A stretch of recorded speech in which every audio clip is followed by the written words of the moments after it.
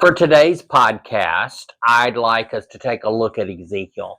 And while the book of Ezekiel has many chapters, for our conversation today, I'd like to just focus on one little passage. A lot of the things that Ezekiel has to say has been corroborated by other prophets. So we're still hearing how the people of Israel and the people of Judah are not doing right. They're not treating people right. They're not worshiping God. Now, they are talking about they're not following the laws of God. We do know that how this story continues, God has to send Jesus to clarify that it's not about following the laws. It's about the intent of the laws and living and loving and being kind and helping people, which is not what they were doing. I want to share with you a little bit from Ezekiel chapter 16, in somewhere around chapter 48, 49. Now, Ezekiel is um, talking to the people, and he's using a metaphor for all of these cities and communities and as if they were all sisters. So he's talking about sisters and daughters, but he's not talking about women, okay? He's talking about the communities. And so he's talking about them like Samaria, your sister Judah, your sister Israel, and he's talking about the Hittites, your sisters, the Hittites, and he's talking about these groups of people like they're sisters. So they are relations. You would think that sisters would be nice to sisters and brothers would be nice to brothers, and so he's trying to show the commonality of their family. So there's this whole thing, and this is not really talking about women, although he does go in here and he talks about you're basically prostitutes. You're prostituting yourself to other gods because you have abandoned what you know to be right. So I want to uh, kind of clarify here. Ezekiel is clarifying a misunderstanding. And I think we often have misunderstandings with even the people around us. Even when people are not doing the right things, sometimes we miss the point and we're blaming them for what they're not doing right and not really truly identifying what it is the wrong. Churches, and there's still some that if a young woman is not married and comes up pregnant, it's treated like the most horrible thing that could ever happen. And they treat the pregnancy like that is the actual crime, and they are calling it a crime in some of these groups. If a woman comes up pregnant, that was terrible. But if we want to identify a sin, the sin is not being pregnant. If we want to call these things, like this example, a sin, the sin is not the pregnancy. The sin that should be identified, if you're going to identify sin here, is sexual relations outside the bounds of marriage. Because the people that are going after someone because they're pregnant, their real belief is that sexual relations outside the bounds of marriage is the sin. But those are like nearly always secret. And what I find interesting, if you have a group of churchy people that are going after this young lady who's pregnant like she's this horrible person, they totally miss the point.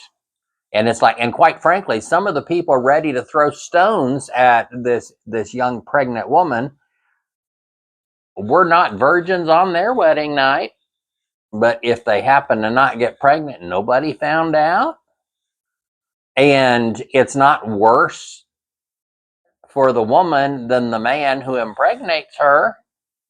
It shouldn't be. Now, we do know that in biblical times, um, the way they treated women and men was very, very different. And so, while that would not have necessarily been a sin for the males at the time that they were writing, so we have that where uh, condemning an unmarried woman because she's pregnant, the pregnancy in no ways is what was wrong. That now, if you want to name and claim a wrong in that situation, then the pregnancy is what let out the secret. But I would say I don't think any church would have their crowd of 200, 300, 400, 1,000 people and say, this young lady is pregnant, but really that's not the issue. So I want everyone in this room who engaged in premarital sex or sexual activity outside the bounds of marriage, which includes having an affair. I would like all those people to stand up in solidarity with this young lady who happens to be pregnant. That's what should happen. If we're going to treat this young lady poorly, because that's where we need to be focused.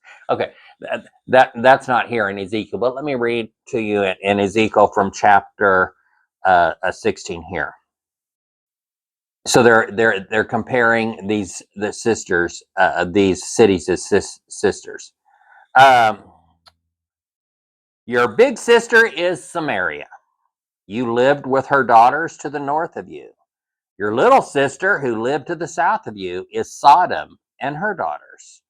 You not only followed their ways and acting according to their abominations within a very little time, you were more corrupt than they in all of your ways. So they're calling out the hypocrisy. As I live, says the Lord God, your sister Sodom and her daughters have not done as you and your daughters have done. So they're saying, you talk about the town of Sodom as this really horrible, horrible people. They did such terrible, terrible, terrible, terrible sins. But wake up, you goobers. What you and your people are doing is far worse than what they did. Now, even back then, they focused on Sodom, and they were focused on the men of Sodom wanting to rape the angels that were visiting Lot. And even back then, they were focused on this rape, and they weren't really focused on what the real sin was.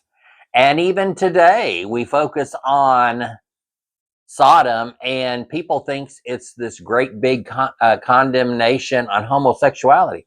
Well, it was not about homosexuality. The people in Lot's village were not out for some big homosexual orgy. And, ooh, there's some cute men at Lot's house. Let's go get them. No, it was not sex driven. And so even today, we don't understand. And actually, in the English language, whole vocabulary words have been developed around this false idea of Sodom. And so we have this word sodomy and what it means. And it's an English word based on misappropriation of a story. But anyway, let's go on. Ezekiel clears that up for us. So no one should ever preach about Sodom and Gomorrah without also including this scripture from Ezekiel in chapter 16. And we're getting right to it here at chapter 49. And I read some background before that. This was the guilt of Sodom. They had pride, excess of food, and prosperous ease. I mean, it was easy for them to leave. They were wealthy, but they did not help the poor and needy. They were haughty and did terrible things before me. Therefore, I removed them when I saw it. Samaria and Sodom, Ezekiel is sharing with them, didn't do half of what y'all did. So this is the sin of Sodom. They were wealthy, haughty, didn't care about the needy, and they did not help the needy.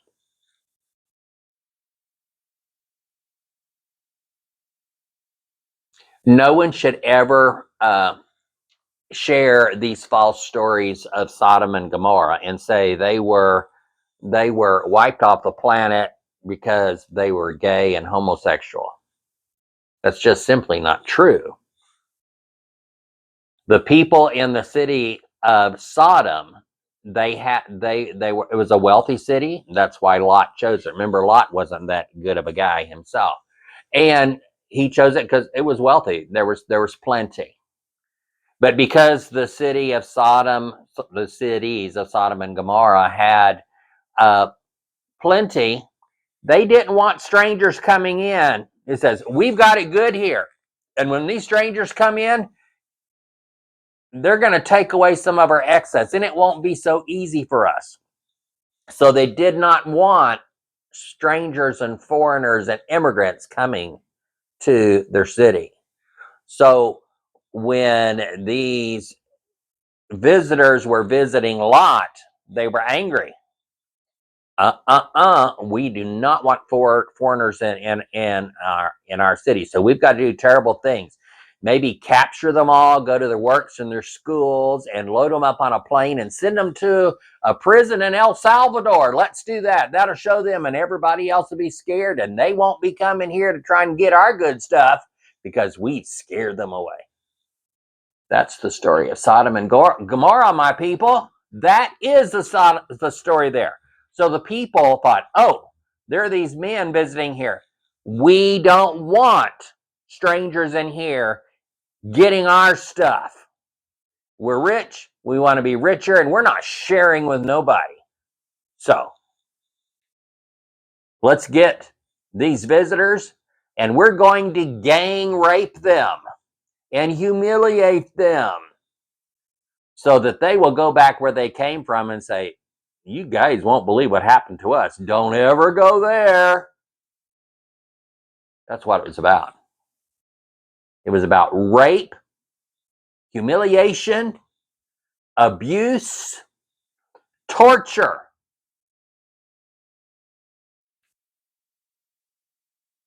Rape, humiliation, abuse, and torture. That has nothing to do with monogamous, loving, same-sex couples. Nothing. Nothing. And I hate that we have a word in the dictionary that you look up on sodomy, and it's talking about, well, technically, it's still anal or oral rape. That's when you sodomize someone. But now there's any type of anal sexual activity or any type of oral sexual activity is sodomy. Still in some states' laws and regulations, that's how it is. So I didn't. You probably didn't know we're going to study Ezekiel and we're going to talk about sex stuff, but we did. And you can't talk about a loving, committed, same-sex couple and talk about, oh, God killed Sodom and Gomorrah because of those gay people. It's just simply not true. It's simply not true. It was about being inhospitable and unkind, and we don't want strangers coming in here and taking our stuff. So Donald Trump and his band of supporters are the true modern-day Sodomites.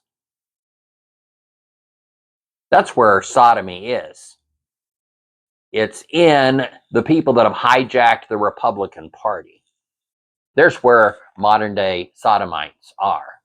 And Donald Trump and his followers and supporters and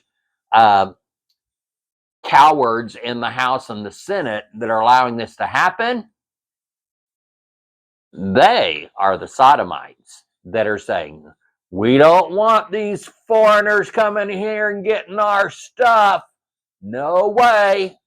No way. These are more than just parallel stories. They're practically identical. But instead of Donald Trump going and raping all of these Hispanic men, he's putting them on a plane and sending them to a death prison in El Salvador or even now to other countries without even proof that they've done anything wrong. What they did wrong, they're here, they're going to get my stuff. I may have a huge pile of hamburgers here, and I'm afraid that these hungry people are going to get one of my hamburgers. So I have 1,000 hamburgers on my plate. Ezekiel. The sin of Sodom is the sin of the United States of America right now. That's a fact. You don't like it? I don't care. It's true. If you refuse to accept it, then you are the problem. Thank you for watching this podcast. I'm going to be quiet now because I've said what I need to say, and what I said is true. Be sure to share, like, and subscribe to this podcast. See you next time.